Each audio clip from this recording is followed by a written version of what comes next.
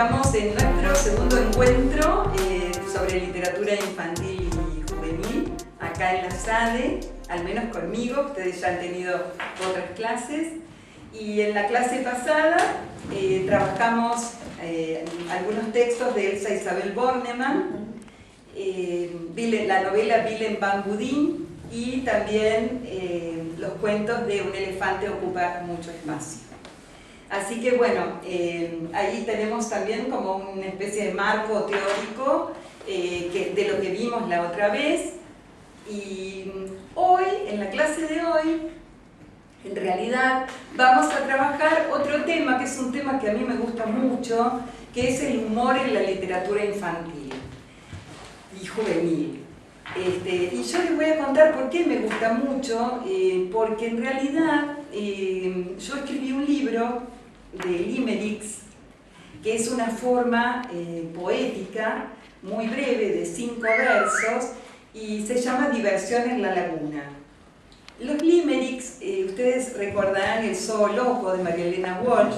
Bueno, son formas poéticas muy breves que trabajan un poco el disparate y el humor y el extrañamiento. La palabra extrañamiento es una palabra que nosotros tenemos que incorporar porque habíamos visto, no sé si recuerdan la otra vez, que bueno, es una de las formas con que los formalistas rusos definieron a la literatura. ¿Qué es lo que hace que la literatura sea literatura?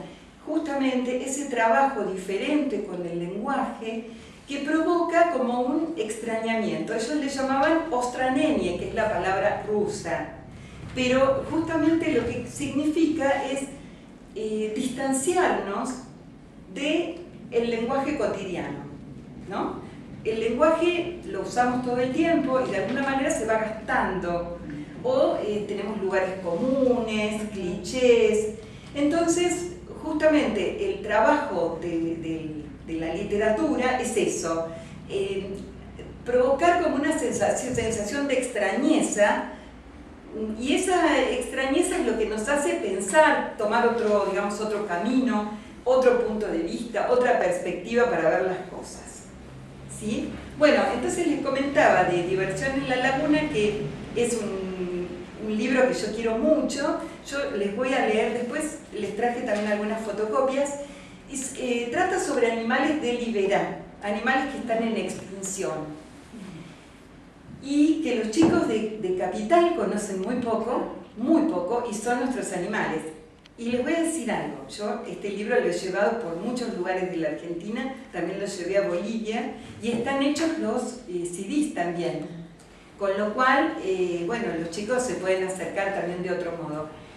Y en Corrientes me sucedió algo, hablando con algunas maestras, y me decían, nosotros tenemos tantos animales acá, justamente acá se habla de todos esos animales, y por ahí les enseñamos o les hacemos preguntas sobre el elefante, sobre animales que no son de la zona.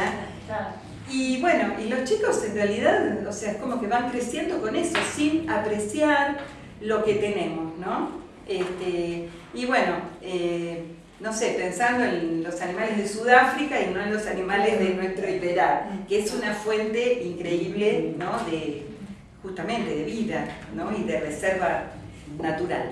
Bueno, les voy a leer alguno para que ustedes vean y ustedes vayan pensando, como el tema de hoy es el humor, vayan pensando primero en qué libro que ustedes hayan leído de chicos o de grandes también, que ustedes hayan sentido que los divirtió mucho, que les gustó mucho leer. Y por otro lado vamos a ir pensando qué es el humor, o sea, ¿qué es eso que llamamos humor? ¿No? Bueno, a veces el humor no es que nos vamos a reír a carcajadas, sino que vamos a sonreír, nos va a parecer como desopilante, disparatado. Bueno, yo les voy a leer alguno. Hay uno que se llama Puro Pico, ¿no? Tiene unas ilustraciones muy bonitas, y dice así: si vieras un tucán en una rama que parece que durmiera en una cama, con el pico amarillo y con un raro brillo, atención, que no es tucán, sino banana. Bueno, y acá, digamos, también colabora el dibujo, ¿no? Para esta cosa de la confusión. Vayan tomando estas palabras, ¿no? El tema de la confusión. Después vamos a otro. Costumbres del carpincho. Si en medio del camino, anocheciendo, un carpincho se aparece interponiendo, deberás parar el coche y pasar ahí la noche. No te preocupes, solo está comiendo.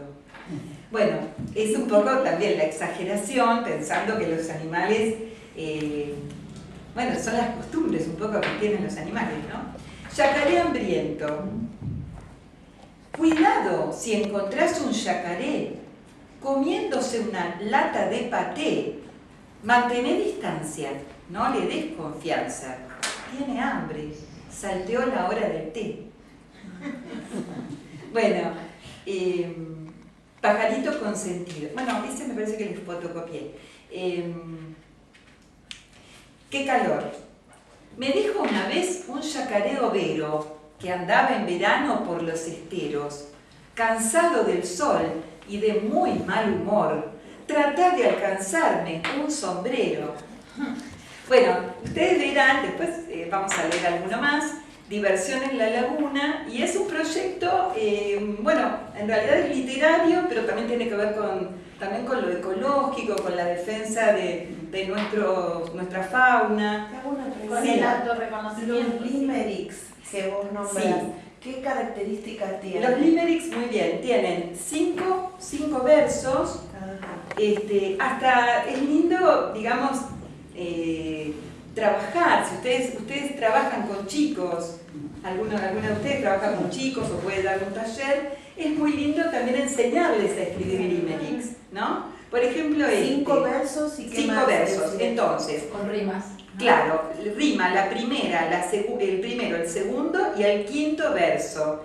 Y rima el tercero y el cuarto. ¿Sí? O sea, esa es la característica. Y otra de las características, ahora les voy a leer alguno, no es obligatorio, pero por ejemplo transporte gratis.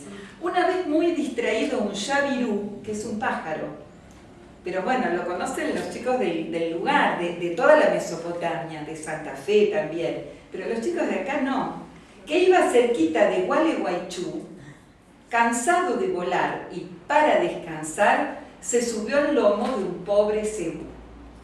Bueno, esto les decía, que muchas veces aparece lo toponímico, aparece el lugar nombrado, ¿no? Como una manera también de localizar. Y el final del limerick es como disparatado, no tiene mucho que ver, digamos, en general bueno, tiene que ver con el disparate, que es uno de los recursos justamente del humor. ¿Sí? Bueno, yo les voy a contar un poquito qué vamos a hacer hoy. En principio, el objeto digamos, de estudio, por decir así, es Maruja, que es un libro, ya es un libro viejito, pero un libro muy interesante y muy lindo para trabajar. ¿No? Es una novelita, una novela. La novela es cortita, ¿sí? Tiene capítulos, pero la característica es que es corta, mucho más corta. Y es muy linda para leer con los chicos, les causa mucha gracia y tiene muchísimos recursos para poder trabajar. Trabaja con el género de terror. ¿Qué tal? Buenas tardes. El género de terror, pero de alguna manera es como que lo dinamita, digamos, lo bastardea al terror. ¿Y de qué manera? Mediante el humor. Bueno, les hablo un poquitito de Emma Wolf, es la autora. Emma Wolf es una escritora ha sido muy premiada. Este libro ya tiene sus años. Una de las cuestiones de Emma Wolf que a mí me parece muy interesante cuando habla, ella bueno, hace muchísima insistencia en la lectura de los chicos, y ella dice está bien la literatura para chicos, pero también ella escribe y dice, mis libros tal vez los pueda leer una persona grande, no hace esa diferencia, como que también lo pueden disfrutar, ¿no es cierto? Y ella dice, y yo a veces pongo palabras que sé que los chicos a lo mejor no las van a conocer, pero no importa si el resto, si todo el contexto, digamos, permite la interpretación, ¿no? Entonces no le asustan las palabras más difíciles que pueda poner. Incluso en una entrevista que le hacen, dio un ejemplo que es muy gracioso, y ella lo que dice es que era una enamorada de pequeña de los libros de Salgari y de Dumas, ¿no? De Alejandro Dumas. Entonces, bueno, justamente las novelas de aventuras y digamos todo el vocabulario que esos libros incorporaban, ¿no? Entonces ella también habla de fomentar, hace una diferencia entre los libros que son, digamos, fáciles, de fácil lectura y que a los chicos seguramente les va a gustar, y otros que son un poco más difíciles, pero ella dice, esos son libros para chicos que quieren conocer el mundo y no lo conocen. Entonces es una manera de acercarles el mundo, ¿no? Mediante la lectura, lo cual me parece una cosa muy interesante. Es un desafío. Es un desafío, es un desafío. Bueno, ya vamos a leer, es un libro realmente muy... Yo lo quiero mucho, este libro Maruja, porque realmente es muy, muy divertido. Y bueno, también traje para leer un cuento muy corto, que es Filotea, que también es de Emma Wolf. Son distintos cuentos. Vamos a leer Filotea, que me interesó especialmente por una cuestión. También vamos a leer un cuento breve de Cortázar.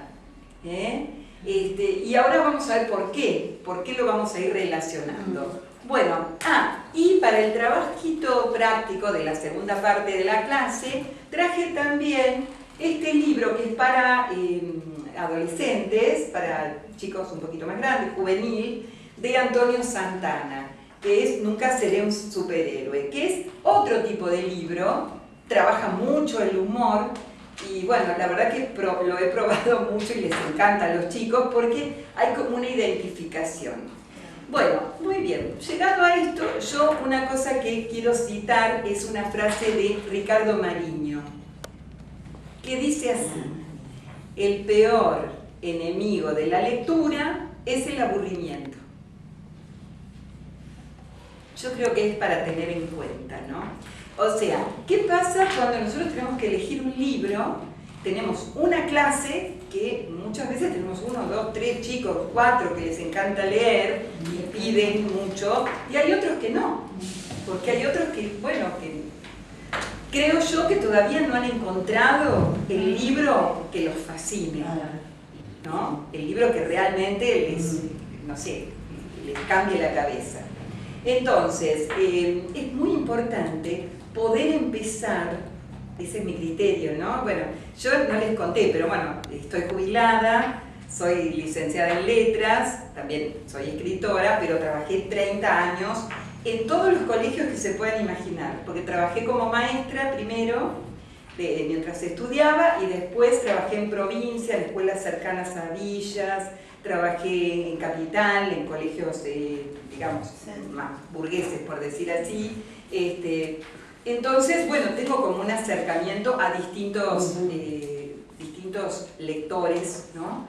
Y en general siempre funcionó esto, ¿no? De primero preguntarles qué les gusta, es muy importante que haya un acuerdo con los chicos, y el humor es algo muy, muy interesante. Yo les hice esta pregunta: ¿qué es el humor? ¿Qué entienden ustedes por humor? ¿O qué los hace reír? Por ejemplo, en un libro que ustedes digan, ay, este libro me encantó, me divertí muchísimo. O puede ser que nunca hayan leído uno que les haya resultado, porque no es fácil trabajar con esa en... descripción que estás dando, no me animo a dar un nombre. Así ¿No? con que morí de la risa. No, pero que no, te hayan no, hecho no, sonreír. Claro, disparatario de sabor de mal. Disparatario. Sí, los de María Elena también. Los de María Elena también son el disparate, incluidas las poesías, ¿no? Claro. Que fueron canciones Claro, después. sí. Sí, rompen con todas las estructuras.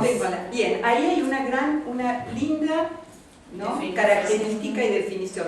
Romper con lo establecido, ¿no? Eso hace reír.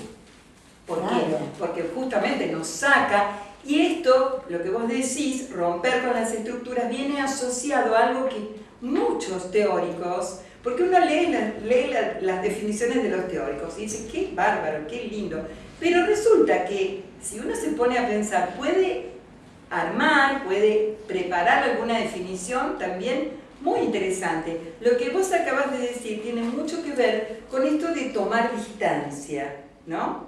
Porque nos hace pensar, ¿no?, romper con algo que estamos habituados a ver, ¿no?, y tomamos distancia, nos alejamos. Entonces, cuando uno mira de lejos, las cosas son diferentes, ¿no? Se sienten diferentes. A veces son deseos que uno tiene de comportarse de determinada manera y quedan mal dentro de la sociedad hacerlo. Bien. No. Tal cual. El humor también exagera la realidad. Exagera O la la realidad. ridiculiza. Perfecto. Las comedias.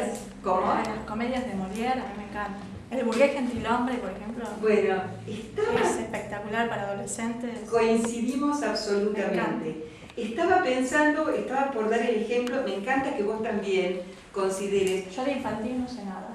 Claro, vos sabés de secundario. secundario. Bueno, yo coincido con, tu nombre es Marcela. Marcela. Nunca me reí tanto con mis alumnos leyendo teatro de Molière que leyendo teatro de Molière en clase. ¿No? El médico a palos, el médico a la fuerza, es un libro, es para realmente disfrutar y aparte para conversar, porque salen tantas cosas.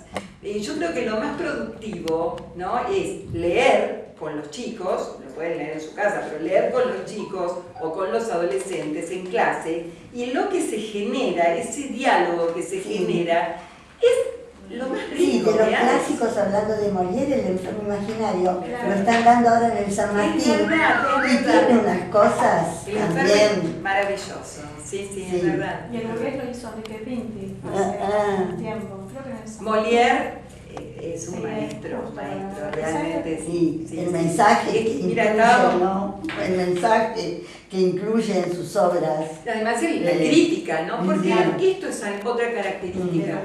El tema de la crítica, ¿no? ¿Qué pasa cuando, se puede hablar con libertad y a veces no se puede hablar con tanta libertad? Y mediante el humor, Sí. esa distancia es lo que permite. Sí. Hola, buenas tardes, ¿cómo están? Buenas tardes. Esa distancia es lo que permite justamente hablar, digamos, o decir las cosas, ¿no? Sí, Bueno, buenísimo todo lo que están diciendo porque tiene exactamente que ver con las definiciones que dan los teóricos sobre el humor, ¿no es cierto? Entonces, vos decías, romper con las estructuras, la exageración, la ridiculización, el error, el equívoco, cuando digamos, a veces, tiene que ver con, qué sé yo, la caída, con cosas así, digamos, que puedan pasar, pero bueno, son... Cuando yo era jovencita era fanática del señor Corcel de Landru. No sé si ustedes lo leían, que era ese señor que entraba a un lugar y la empleada amablemente le decía: buenos días, señor Corcel, ¿cómo está usted?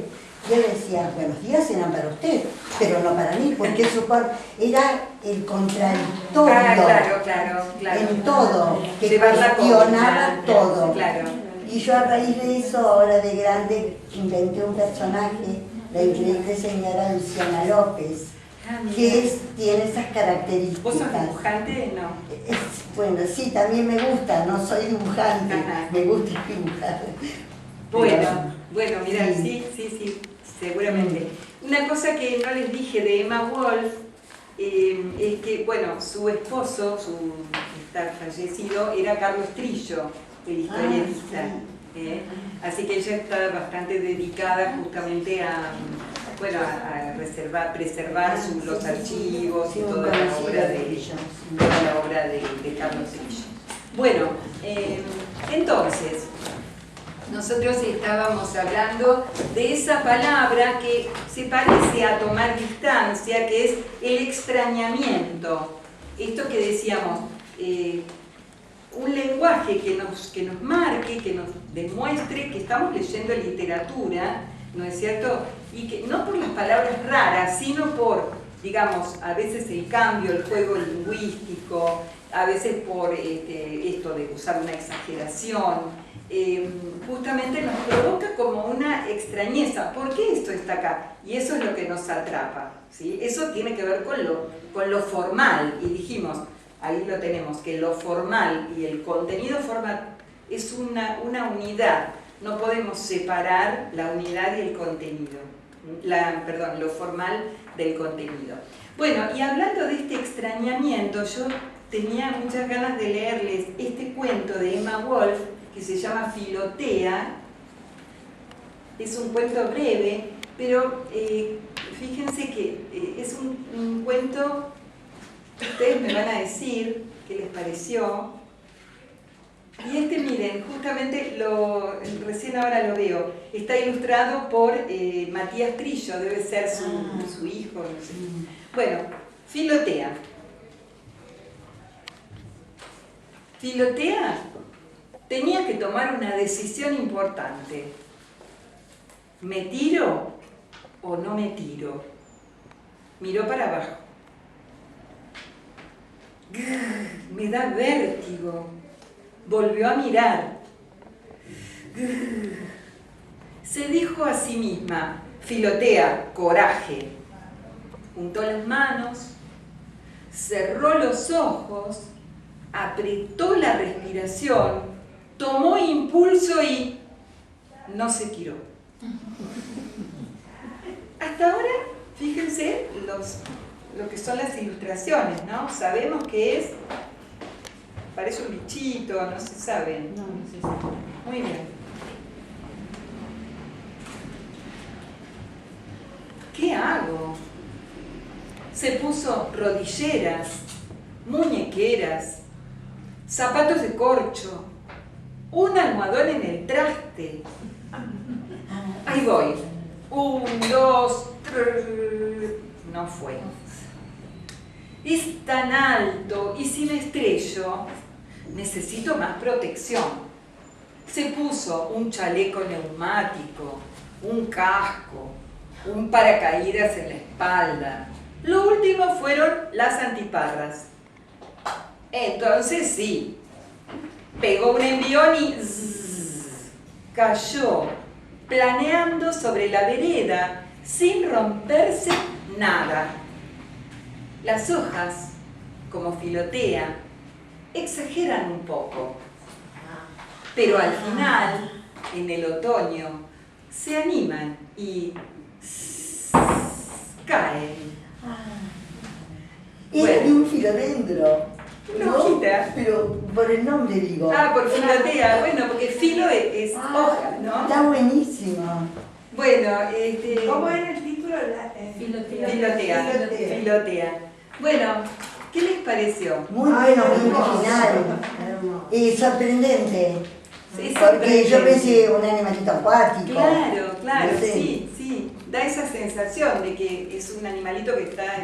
Y no, es una hoja. Y yo me Qué llegué a bueno. preguntar, pero ¿qué necesidad tiene de tirarse?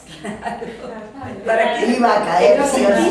dos intentos. Si sabía que se podía lastimar, que esto, que aquello, para que se... Exactamente. Bueno, y entonces esto con el extrañamiento, por eso lo leo, ¿no? Porque nos Tiene muchos recursos. Decime si el recursos son otros. Ahora, la pregunta. No, quería decir que usa mucho la onomatopeya, Exactamente. las sensaciones visuales, auditivas. Muy bien. Muchas Y cosas.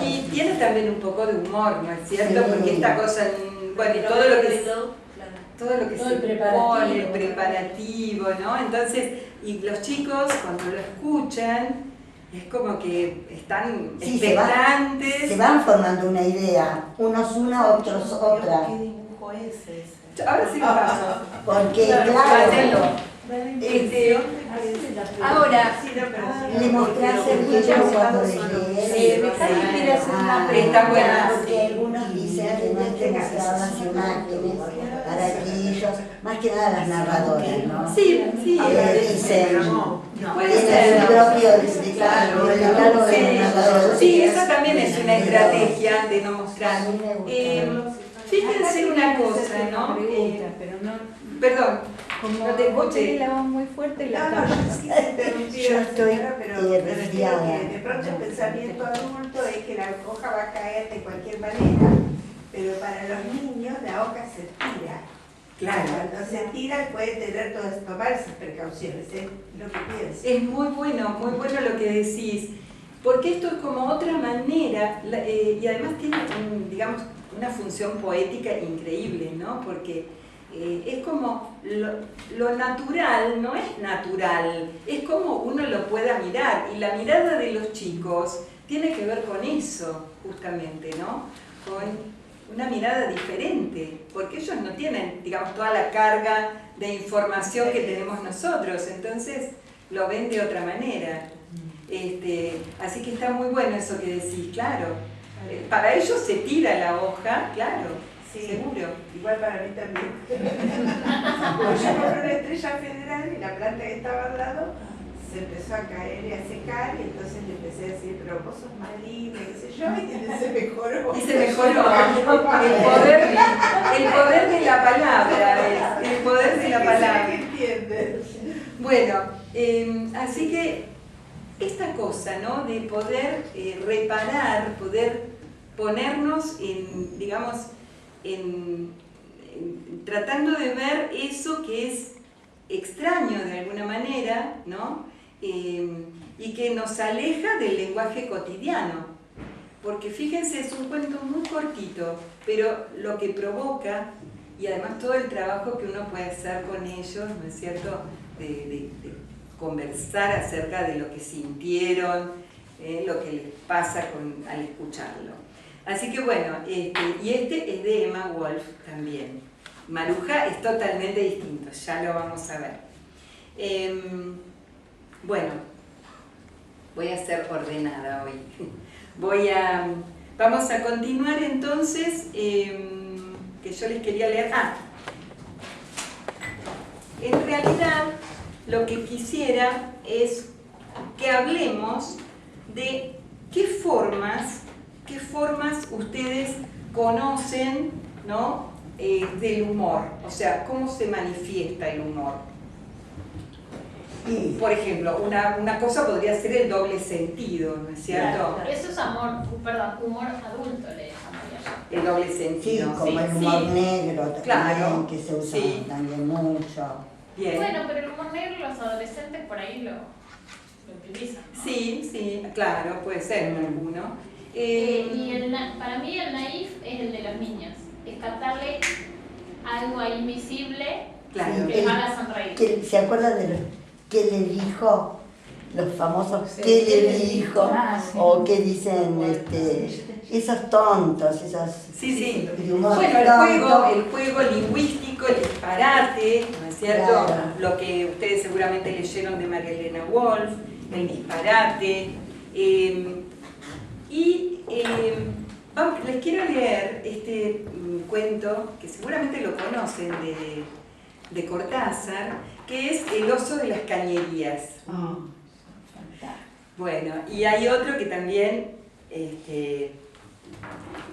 que también habla sobre el oso, que a mí me parece maravilloso. Y fíjense que estos cuentos se pueden leer perfectamente con adolescentes y con los últimos grados también de la primaria, ¿no? El discurso del oso, y también otro que también es muy, muy lindo, es Historia con un oso blando.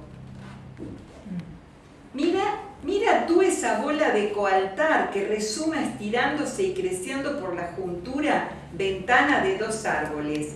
Más allá de los árboles hay un calvero Y es ahí donde el coaltar medita y proyecta su ingreso a la forma bola y patas, a la forma coaltar, pelos, patas, que después el diccionario oso. Ahora el coaltar bola emerge, húmedo y blando, sacudiéndose hormigas infinitas y redondas. Las va tirando en cada huella que se ordena armoniosa a medida que camina. Es decir, que el coaltar proyecta una pata oso sobre las agujas de pino. Hiende la tierra lisa y al soltarse marca una pantufla hecha jirones adelante y deja naciente un hormiguero múltiple y redondo, fragante de coaltar. Así a cada lado del camino, fundador de imperios simétricos, va la forma pelos-pata, aplicando una construcción para hormigas redondas que se sacude húmedo. Por fin sale el sol y el oso blando alza una cara transitada y pueril hacia el gongo de miel que vanamente ansía. El coaltar se pone a oler con vehemencia, la bola crece al nivel del día, pelos y patas solamente coaltar, pelos, patas, coaltar que musita un ruego y atisba la respuesta. La profunda resonancia del gongo arriba, la miel del cielo en su lengua hocico, en su alegría pelos, patas. Bueno, Perdón, este es historia con un oso blando, que me interesaba por el tema de digamos, la búsqueda, ¿no?, de palabras, la búsqueda de no decir una palabra y dar características, ¿no es cierto? Sí. Bueno, que esto, si bien uno puede decir, uno se ríe del disparate, digamos, claro, y de la falta de lógica, porque eso también claro, es algo que, digamos, en un aula, estoy hablando de aula, pero puede ser, digamos, no sé, reuniones, talleres, todo lo que ustedes hagan con los chicos, o que proyecten, porque a partir de esto yo creo que van a quedar muy estimulados todos, para armar. Se necesitan, ¿no?, muchos difusores, muchos, digamos, transmisores de lectura, ¿sí? Es muy necesario. Así que bueno, porque todos sabemos, ¿no es cierto?, la falta a veces de acercamiento a los libros, y no porque a los chicos no les guste, yo estoy convencida de eso, es porque necesitamos mediadores que acerquen, ¿no es cierto? Así que es fantástico poder estar trabajando esto y bueno, y que se animen justamente a... Una pregunta, María Julia. Sí. ¿Ese es de Cortázar? Sí. ¿Pero es un libro para adolescentes o no? No. Estos son los cuentos completos, pero hay algunos cuentos de Cortázar que, o sea, en realidad con los adolescentes se pueden leer tercero, cuarto, quinto, se puede leer todo, ¿no es cierto? Sí. Hay que, digamos, servir como andamiar un poco, pero hay muchísimos textos de Cortázar que se pueden trabajar perfectamente. Las instrucciones, sí, hay colegios para que llorar. lo tienen en los programas, ¿eh? Sí, seguramente, porque bueno, es un autor que jugó muchísimo con la lengua, con, digamos, juegos de palabras, nuestro querido Cortázar. No, el oso de las cañerías es otro, pero también, ustedes si lo googlean, están, tanto el discurso del oso como este. Bueno, estos son los cuentos completos que venían en 2 tomos, ya fíjense el color que tiene, ya están bastante viejitos. Bueno, vamos ahora a, algunas puntualizaciones que me gustaría que... Yo una cosa les quiero comentar. Todo lo que estamos trabajando acá, lo que estamos viendo en la clase, después va a estar en forma online. Va a estar se los envío a todos los alumnos, así que cualquier duda, cosa que no quede muy clara... La anterior no salió todavía, ¿no? El YouTube anterior. Yo mandé todo. No, YouTube. Ah, no está grabada, no. La otra clase todavía no grababan. Bueno, entonces, esto era simplemente para recordar un poquitito, ¿no es cierto?, el campo, lo que era el campo literario, la obra, digamos, como sistema, las relaciones internas, todo lo que habíamos hablado en la clase anterior. Todo esto obviamente nos sirve para todo lo que vayamos a analizar. Y bueno, estas son algunas características, digamos, del humor. A ver si puedo acomodar un poquitito. Mecanismos del humor.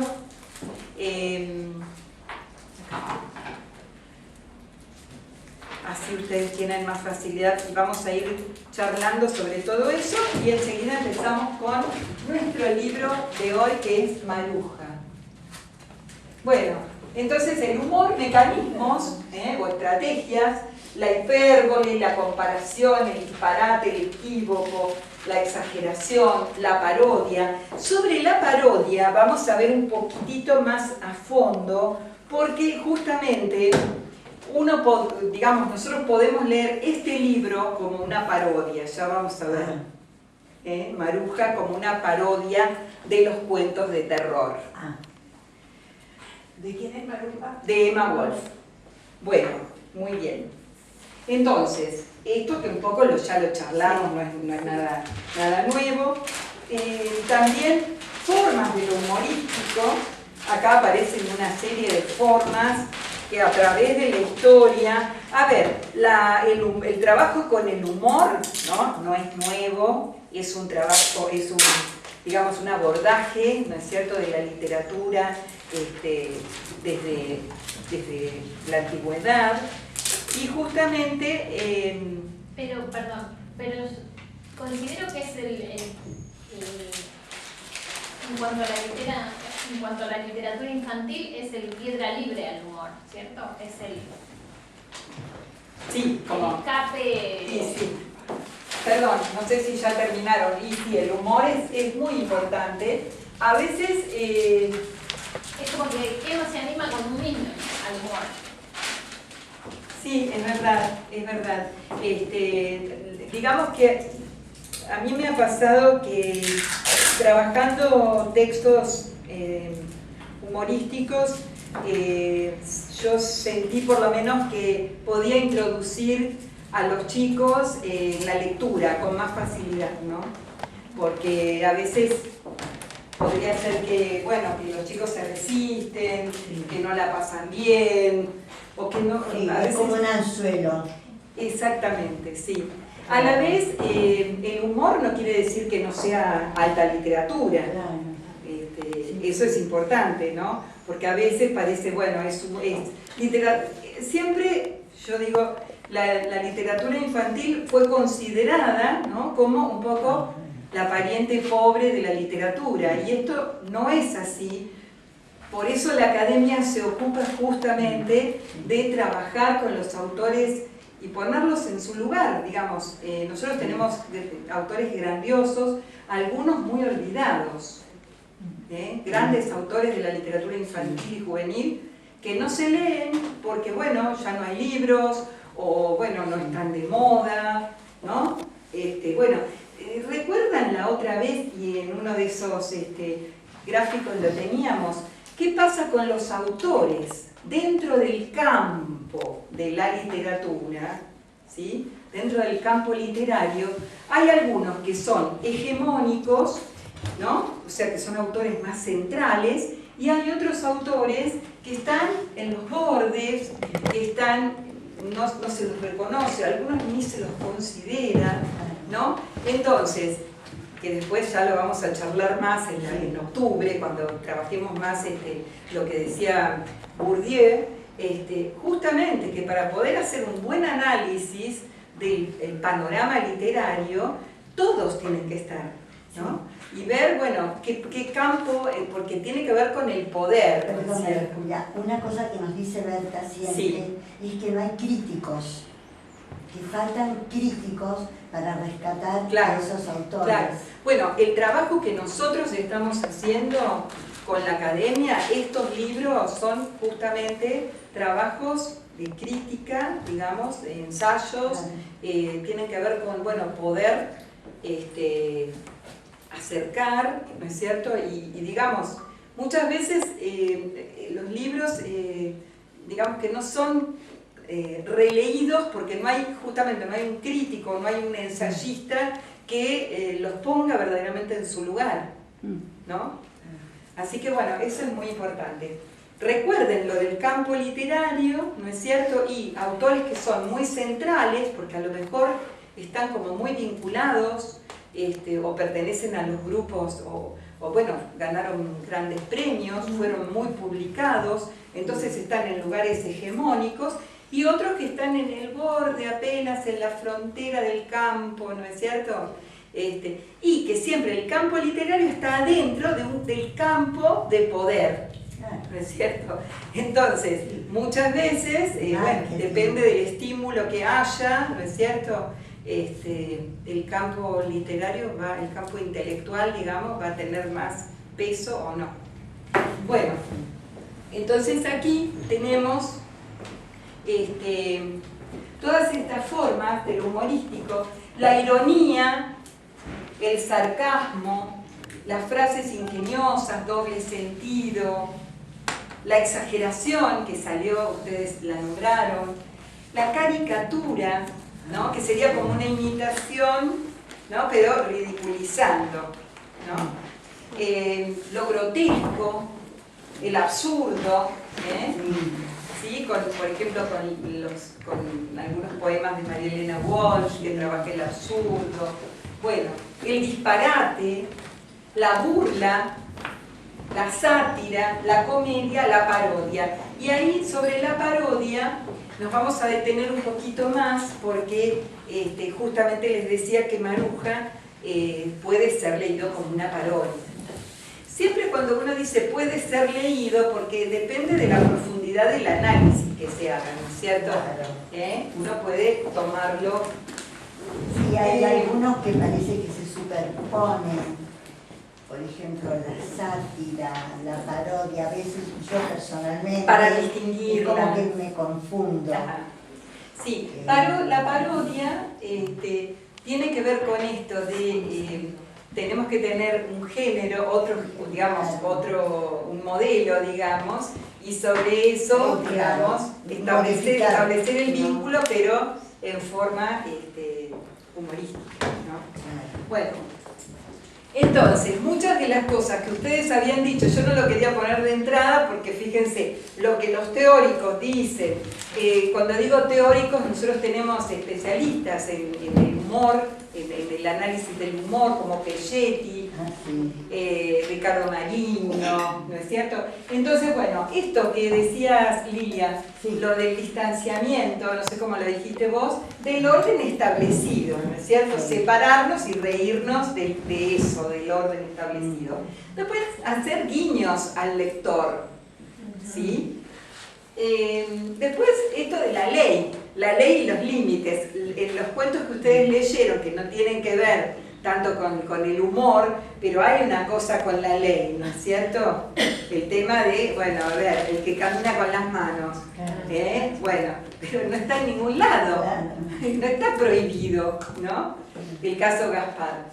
Bueno, el humor como un desafío a la autoridad, desafío a lo convencional, la descontractura, y esto es fundamental, porque bueno, es como reírnos a veces de los defectos nuestros también, ¿no? Para que no haya una cosa tan pesada, tan estructurada. Y el juego. Bueno, Cortázar, el cuento que leímos de Cortázar, tiene que ver con el juego con las palabras, ¿no es cierto? Bueno, muy bien. A ver si tenemos algo más. Una preguntita. Sátira, ¿cómo la definís? La sátira, también, la sátira tiene que ver con un texto satírico, es como una burla. A veces hay una diferencia de matices, ¿no es cierto? Un texto satírico, hay una burla. El sarcasmo sería como el grado más elevado, digamos, de la burla sería. Porque en el sarcasmo, la palabra sarcasmo, la maldad, tiene algo que ver con, sí, y en la etimología de la palabra sarcasmo hay algo muy interesante y feo a la vez, porque viene de sarcófago. Y esto es muy feo, pero tiene que ver un poco con, sería como comer la carne del muerto. Llevado, eso es etimológicamente, no se asusten. Pero es como, es algo fuerte que al otro le afecta y es como que de alguna manera lo está, algo corrosivo. Hay algo de ponzoña, ¿no? Sí, algo así. Bueno. Entonces la sátira es como una burla más exacerbada. La sátira sí, pero el el sarcasmo es sarcasmo. el toque. No, Claro. no, Yo había preguntado de La sátira es también una burla, burla, digamos, con algún personaje. Siempre hay, digamos, en estos casos siempre hay un modelo, ¿no? Claro. Y sobre ese es la crítica política, la distorsión que hay. Claro, sí, en teatro uno lo puede El ver teatro, más claro, ¿no? Sí. El humor político. Y el humor político. Bueno, también tenemos, están copiando por ahí,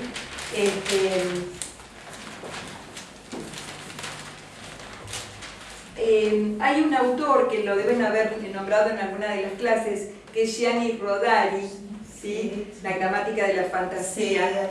Y él habla, es hermoso leerlo, y él habla del binomio fantástico, ¿no? Que es un poco el disparate, justamente. Él da el ejemplo de el perro en el armario, ¿no? Como que son dos elementos muy disímiles. Uno no se imagina un perro en un armario, pero bueno, justamente esa distorsión Son disparadores que ayudan a que los chicos vuelen con su imaginación. Exactamente. No tienen que ser palabras que tengan nada en común entre Claro. sí. Yo lo usé mucho en Lo los usa, talleres. lo Sí. usa. Sí, y creaban cosas Es muy maravillosas. creativo, porque bueno, Sí. es como que tienen autoridad para Volar por la fantasear. imaginación. Exactamente. Sí. Es muy lindo hacer ejercicios con este binomio Sí. fantástico. Y él explica que justamente no podía hacerlos escribir y entonces se le ocurre esto, pensó que era lo mejor y realmente le dio muchísimo Sí, el resultado. tema está en buscar la motivación. Buscar la para el motivación, docente, exactamente, sí. Pero hay una cosa, esto es así, o sea, por más vuelta que uno le dé, si uno no se apasiona, no transmite. No, No, nadie claro. contagia lo que no tiene. Claro, claro. Yo tenía un profesor que decía, nadie contagia lo que no tiene. Es Exacto. bueno. Sí, es así. Hay que sentirlo hay que para sentirlo. poder Claro. transmitir. Yo siempre recuerdo un profesor de biología que lo tuve poco tiempo, ¿no? Pero y él venía y en el escritorio, por ahí, traía una piedrita, ¿no? Era una piedra. Pero para nosotros era algo fantástico porque nos hacía pensar en esa piedra. Decía, por ejemplo, miren, qué maravillosa esa piedra, miren los colores. Y era como una cuestión de aprender a mirar, Claro. aprender a mirar, ¿no? Como en el cuento que leímos de Filotea también, aprender a mirar que al lado nuestro pasan cosas que naturalizamos y son cosas en realidad maravillosas, todo lo que está sucediendo a nuestro alrededor. Y hay una cosa que yo lamento mucho y es que se trabaja por ahí mucho más con los niños más chicos, con los del primario, es como que, bueno, se sabe que son por ahí más, no se sabe, se da por sentado que son más imaginativos, cuando en realidad los chicos del secundario, hablo porque seguramente tenés esta experiencia, de que también, o sea, lo que pasa es que hay que poderles mostrar eso, ¿no? Eso de asombroso, ¿no? Que tiene la literatura o que tienen los textos que nosotros trabajamos, ¿no? Bueno, pero es importante porque es la forma de transmitir, es muy importante la forma en que se transmite, ¿no? Y el vínculo que uno tiene con ese texto, ¿no? Por eso es muy importante que ustedes cuando trabajan con algo, trabajen con algo que les guste mucho, porque lo van a poder transmitir muy bien. Bueno, miren, hay un cuadro que es otro cuadrito más. Bueno, que también lo hemos dicho, pero bueno, lo voy a poner también. Y después hay otro que explica de alguna manera a dejar para después porque me interesa más que... El otro explica un análisis que hace Gerard Genet cuando habla de transtextualidad. Es como bastante teórico, pero ahí nos ubica qué es la parodia. Eso está en la clase que yo les voy a mandar también, así que es una de las formas, ¿no?, de vincular un texto con otro. La otra vez, ¿se acuerdan que habíamos visto la intertextualidad, que vincula un texto con otro de diferentes maneras, o sea, con una mención, una alusión? Pero bueno, en el caso en el caso de la parodia, es otro texto que se vincula, pero de una manera particular, ¿no?, que es justamente invirtiendo las funciones, claro, que es la parodia. Como el Quijote y de la caballería. Claro, claro. Sí. Exactamente. Exactamente, la parodia que significa de los textos de caballería. Se llama bueno, transtextualidad. Transtextualidad se llama. Transtextualidad es interesante porque uno dice a veces, bueno, ¿de dónde salen los términos? Y bueno, es un autor muy importante. Igual hay una cosa, ¿no? Yo creo que todo es de a poco, ¿no es cierto? Y nos va llevando el mismo camino de la lectura, nos va llevando, ¿no?, a conocer también otros autores. Y tampoco esto de no asustarse, porque hay muchas definiciones que ustedes las pueden ir pensando a través de lo que leen, ¿no es cierto? ¿Sí? Igual la lectura es importante, fundamental. Bueno, entonces aquí, esto que también lo estamos hablando, está dicho de otra manera, el pensamiento divergente, o sea, que no haya una sola manera de ver las cosas, ¿no? Para esto es fundamental, si leemos un texto en el aula, escuchar a todos, ¿no es cierto? Que todos los chicos puedan dar su opinión y que sientan esa libertad, ¿no? No hay una sola manera de leer, ¿no?, de interpretar, no hay una sola manera, y cada uno lo que pueda, digamos, producir en clase es algo muy importante. Además, bueno, es como un esquema de pensamiento, ¿sí? Tiene la libertad en clase de poder, en clase o en taller, ¿no es cierto?, tiene la libertad de poder expresar todo lo que quiere, ¿no?, y más si tiene que ver justamente con lo ficcional, ¿no? Eso le da un esquema de pensamiento mucho más libre. Perdón, explotación, dice, del error ahí abajo. Explotación del error, claro. Hay utilizar el error. Claro. Utilizar el error. O sea, el error, explotarlo literariamente, ¿no? ¿En qué sentido? Bueno, para el humor, para reírnos, ¿no? Ya vamos a ver en Maruja, que es bastante desopilante, ¿no? Introducir un personaje que no tenga nada que ver, digamos, en un contexto que no sería el correcto, digamos. Bueno, la sorpresa, desviarnos de la norma, y en lo del binomio fantástico que ya lo nombramos. Bueno, digamos que este sería un poco el marco del humor, ¿no? O sea, qué cosas nos hacen reír, porque a veces nos reímos, pero no nos ponemos a analizar, se produjo tal cosa, no, nos reímos, es la espontaneidad. Muy bien. Les dejo un ratito para... Binomio fantástico. Es eso que yo les decía de gramática de la fantasía. ¿Sí? Bueno, entonces, este es el libro Maruja, como yo les había dicho, y bueno, vamos a hacer una lectura, pero lo dejamos para la segunda parte de la clase. Y bueno, agradezco muchísimo justamente toda la participación de ustedes y el interés que ponen, y realmente les deseo una excelente